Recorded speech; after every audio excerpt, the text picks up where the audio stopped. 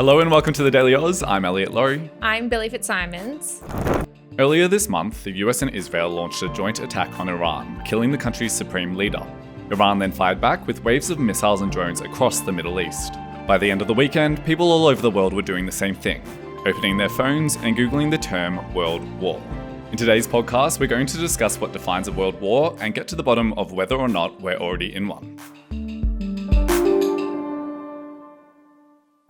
Elliot, before we get into what exactly defines a world war, which I think is something that we're all thinking at the moment, do you want to just quickly give us the brief context of what is happening in Iran? Because it's very quick moving. Yeah, so back on the 28th of February, the US and Israel launched a coordinated military strike on Iran. The US has called it Operation Epic Fury.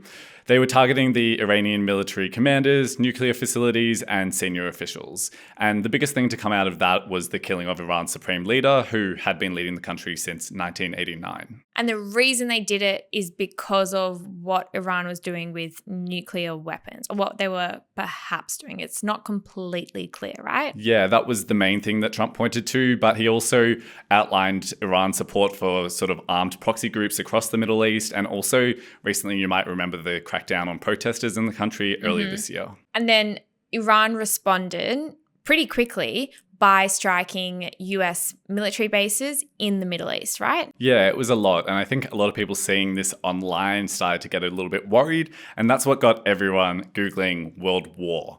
And this is something that you brought to me on Tuesday morning. Yes, because once I saw that, this wasn't just now between Iran, the US, and Israel. It felt like, Lebanon, there were other countries getting involved, or at least that Iran was striking.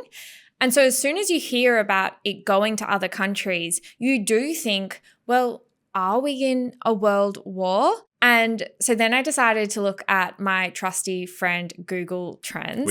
We love Google Trends. Quick side note, when I first started journalism, my full-time job was basically just looking at how to optimize articles for Google search.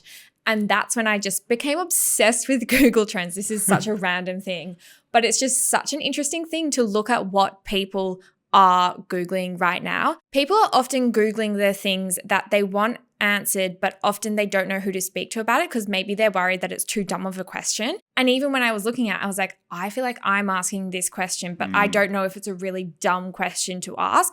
But I also don't know the answer of what does constitute a world war. So yes, last Tuesday I came into work and I was like, Elliot, I'm putting you up to the job. I want you to explain what constitutes a world war, because I have confirmed with Google Trends that a lot of people are Googling this right now. Which was actually a trickier task than I anticipated. So I went away, started looking into it, and found that there's no kind of singular definition of what is a world war.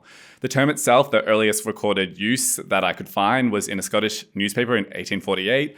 There, they were using it to describe a war between great powers, which we'll get into a little more later on. But since then, it's actually only formally been applied to two conflicts.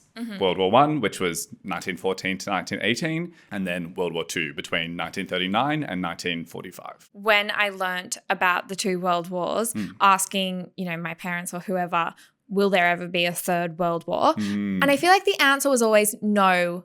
The world has learned from their mistakes. Did you hear that? I mean, largely yes, but there's always the possibility that things could fire up again. And to kind of get to the bottom of whether this conflict applies to a world war scenario, I reached out to an academic. Her name is Dr. Nicole Townsend, and she's a war studies lecturer at UNSW. We discussed what made those two conflicts, World War I and World War II, different from every other one we've seen. When you think about something like the Cold War that involved a lot of countries, that never quite qualified for being a world war. And I wanted to know from her, what were the things that made a world war? And she pointed to three characteristics that need to be present. Okay, so what are they? So the first one is that all or most of the major powers need to be directly involved, so not just circumstantially. Pause. What are the major powers? They're 5? Yeah, so That is up for debate. Oh. This is a question I also had. And basically, major powers are countries that exert significant influence, whether that be economically, whether that be militarily, or with their relationships with other countries.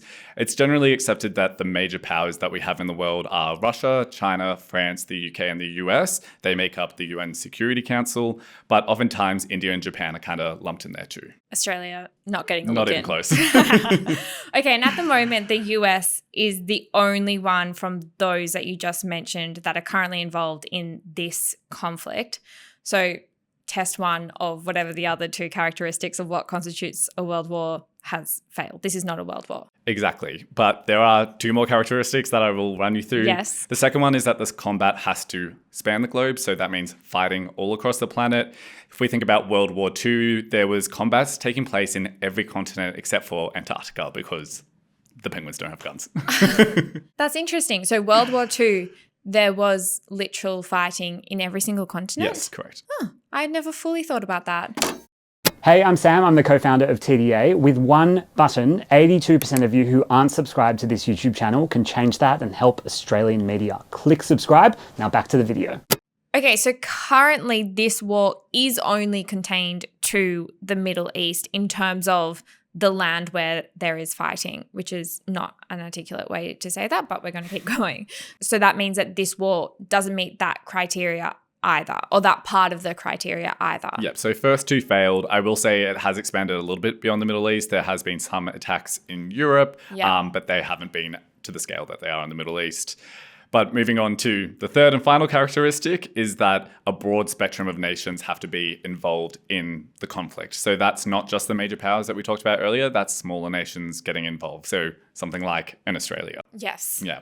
I think a good example of this is the Anzacs when they were fighting for Britain in Gallipoli. That So was Australia and New Zealand. exactly fighting on behalf of Britain. Yes, that makes sense. Yeah. And then outside of those three characteristics, something else that came up in my discussion with Dr. Townsend is that society kind of becomes involved beyond just the soldiers in battle. So oftentimes you can think of the lines between soldiers and civilians becoming blurred. Think of like the bombings that were happening in Europe during World War II. Yeah. Okay, so just to wrap up that we're not in a world war, and actually we're not really that close to it based on what is happening today. Yeah, if we go back to our criteria, we only have one major power actively involved right now. It's isolated to a semi-small region, and so far only a handful of smaller nations are actively participating. Talking about smaller countries actively participating, Australia is not actively participating, right? Yeah, so Prime Minister Anthony Albanese did initially come out and say he supported that first attack, but since then, the Defence Minister, Richard Marles, has confirmed that we won't be participating in any strikes ourselves,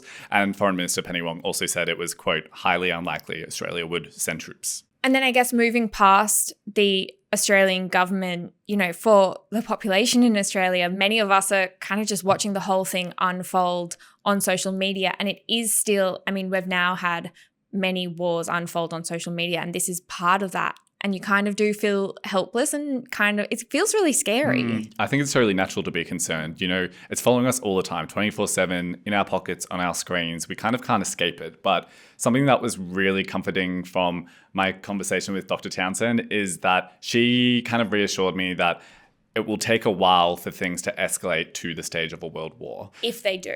Exactly. And there's two reasons she was so confident. The first is that after World War II, the international community actually built institutions specifically designed to stop these type of things from escalating.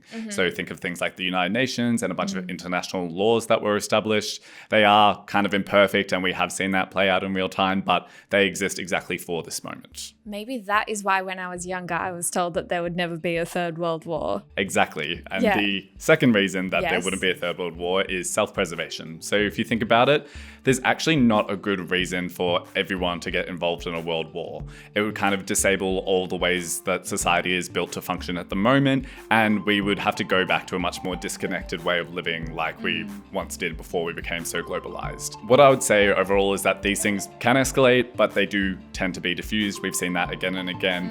And that's because it's in no one's best interest to enter into a war of that size. Yes, well, I hope that we don't have to do any follow-up to this podcast. Of course, the conflict is ongoing for now, but Dr. Townsend says that it's likely to not escalate further than that.